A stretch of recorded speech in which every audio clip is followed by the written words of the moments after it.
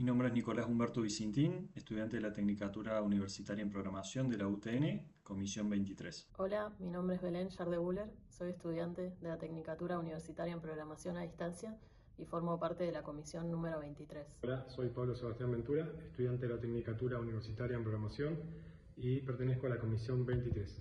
Hola, me presento, soy Francisco Alarcón, estudiante de la Tecnicatura Universitaria en Programación a Distancia de la UTN. Hola, soy Belén y junto con Pablo, Nicolás y Francisco vamos a presentar nuestro trabajo integrador que articula matemática y programación. Para ello utilizaremos nuestros datos personales, número de DNI y año de nacimiento y aplicaremos operaciones matemáticas y lógicas sobre ellos. Luego implementaremos estas operaciones en código Python. A partir de nuestros números de DNI se crearon los conjuntos A, B, C y D. Luego se realizaron operaciones entre conjuntos. Acá mostramos algunos diagramas de Venn para visualizar fácilmente qué elementos resultan de cada operación. La unión de A y B se representa con toda el área sombreada, combinando los elementos de ambos conjuntos. La intersección, por el contrario, muestra solo los elementos comunes a ambos. La diferencia entre pares, A menos B, son aquellos elementos que están en el conjunto A pero no están en B, 5 en este caso. Por último, la diferencia simétrica, que representa el conjunto de los elementos que están en A o en B pero no en ambos.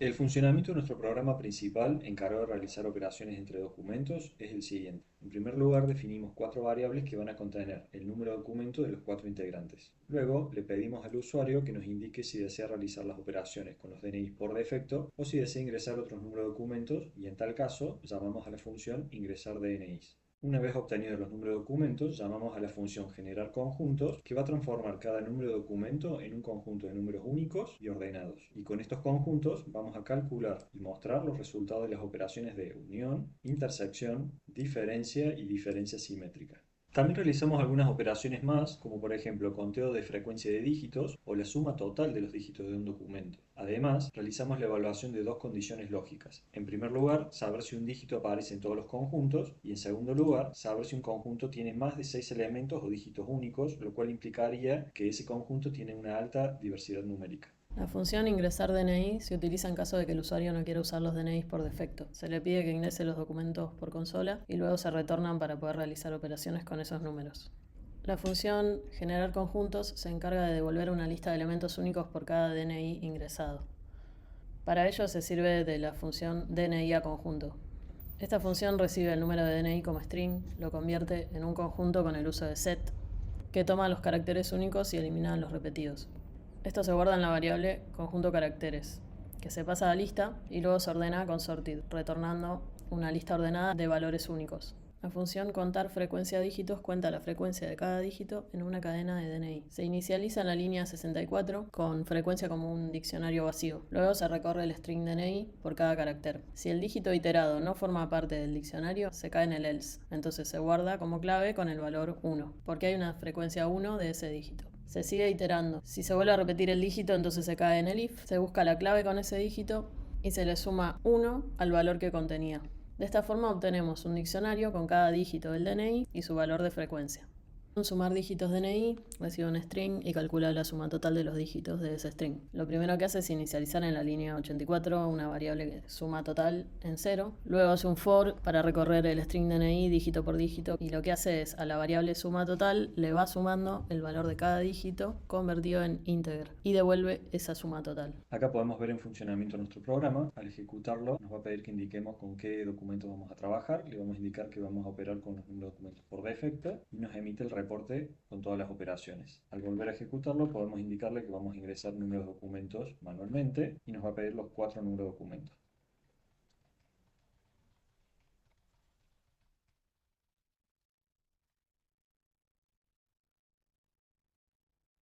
Hola, soy Francisco y continuamos con el video explicando el funcionamiento del programa principal. Primero definimos una lista con 4 años de nacimiento por defecto.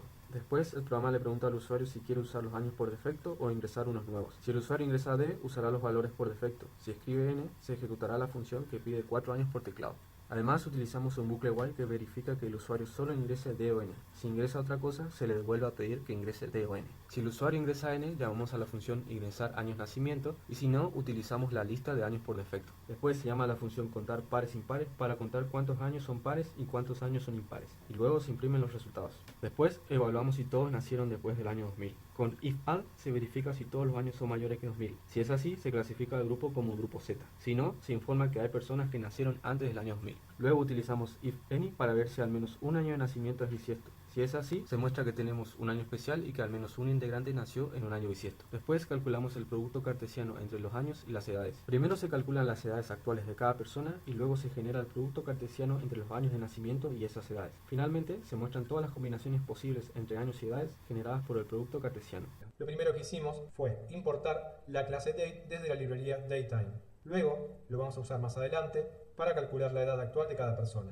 En lugar de escribir una fecha fija, usamos el año actual automáticamente con date-to-date-year. Seguimos con la definición de una función ingresar año de nacimiento.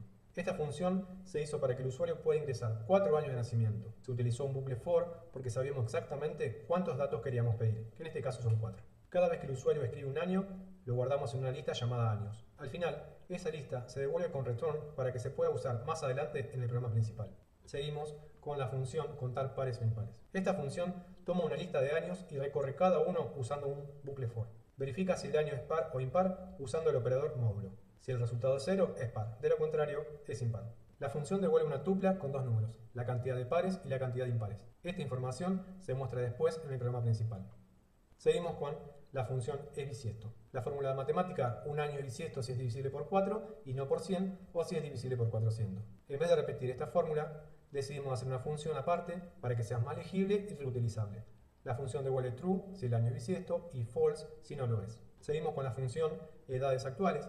Esta función se encarga de calcular la edad de cada persona. Primero obtiene el año actual con date-to-date-year y luego lo resta el año de nacimiento de cada persona. Utiliza una comprensión de lista para hacerlo en una sola línea, de manera eficiente y clara. Devuelve una lista con las edades que luego se usan en el programa principal. Por último, la definición de producto cartesiano. Esta función combina cada año de nacimiento con cada edad calculada. Se usa una comprensión de lista con dos bucles, for anidados, para generar todas las combinaciones posibles. Por ejemplo, si tengo 4 años y 4 edades, se generan 16 combinaciones. Todas estas funciones fueron definidas antes del programa principal, pero no se ejecutan hasta que se las llama. Como ejemplo del funcionamiento de este programa voy a usar primero D.